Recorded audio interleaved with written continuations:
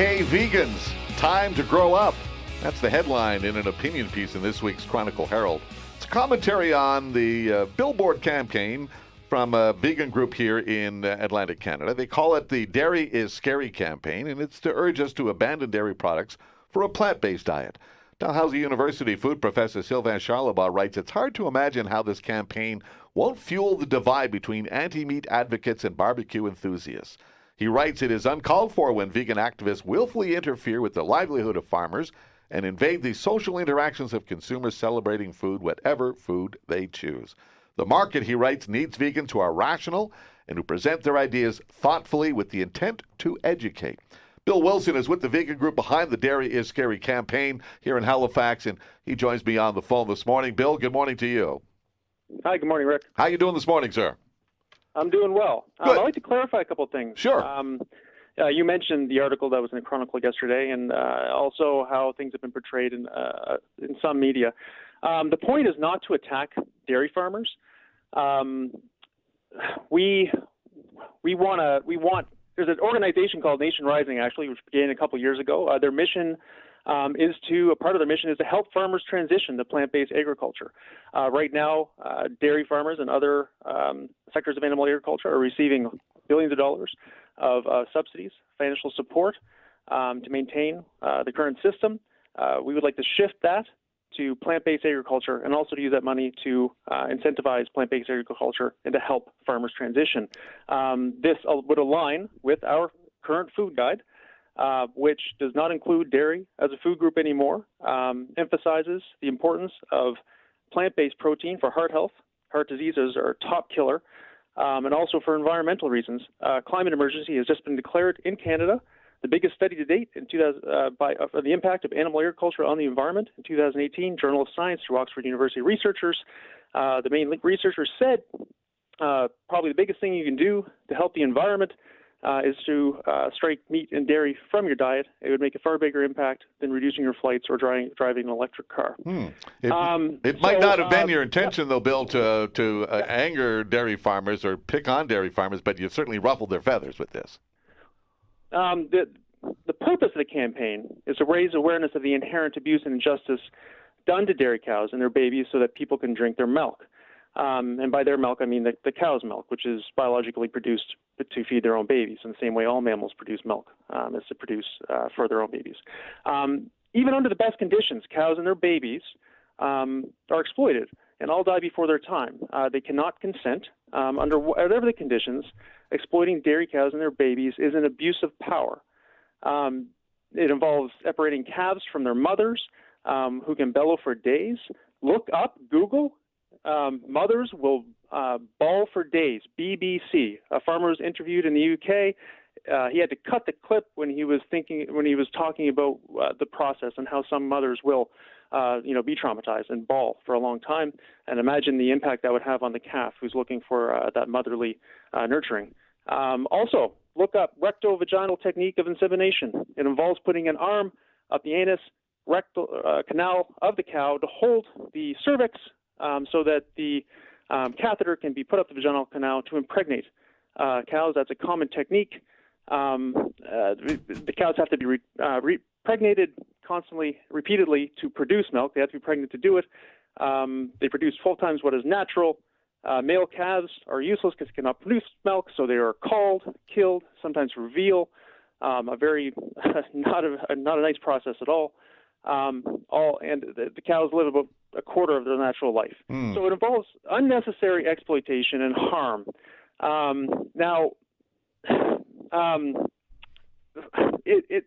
Some of the clips that I've seen in the news focused on welfare and how it was like, dairy cows, other animals are treated with respect. There are lots of cases where things go beyond the law, but we're focusing on standard practices.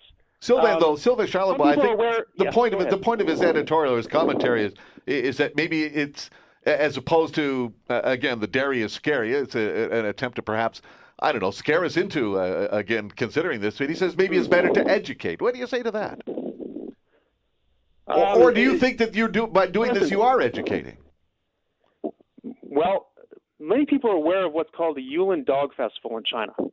Dogs are slaughtered for their meat, and there's many people who are working to end this. They don't call for better welfare standards. They're not talking about the economy.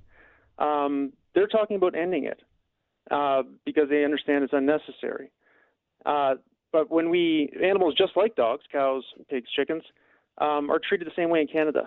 But for whatever reason, well, actually, I think there's an understanding what the reason is. This episode is sponsored by Audible. Same way for those animals. There's a prejudice or a bias against these species, like cows. So we understand there's going to be a backlash. Interestingly, the board that seems to cause the most anger or people have most of the problem with is the calf image, which says dairy takes my milk, my mom, my milk, and then my life. And it shows just a picture of a dairy calf. There's no graphic imagery, like no slaughtered animals or anything. The facts that are stated are true. I mean, that's standard practices if you look into it. And, we have images all over the place of hamburgers, chicken wings. Those are literally dead pieces of animals, and no one bats an eye. So this is a cultural thing. When we're used to thinking things of a certain way, we have core beliefs, myself included. I've experienced this, and, you tend to defend. We tend to defend our core beliefs. I don't think anybody, many people have been to PEI and worn the cow's T-shirts and had the cow's ice cream with pictures with family and had a great time. People probably don't want to have to go, and look at that a little differently, right? So it's a shifting of what's called actually the Overton window, which is a term that talks about what is acceptable to think about and talk about in society. Sometimes that window takes a while to catch up to what we currently believe. I think most people believe we shouldn't unnecessarily exploit animals. Well, I'm not However, sure. we're still doing it. I'm not sure I go that far, but I do believe that your campaign has started a discussion anyway about this issue, and I'm sure it's got some people, looking at what you're saying and perhaps considering. And I guess that's the intent of your campaign. Well, and to further the point I was making, things like in the past, which were unthinkable, like gay marriage, women's right to vote, injustices based on racial theories, they were met with a lot of anger and pushback, incredible amounts.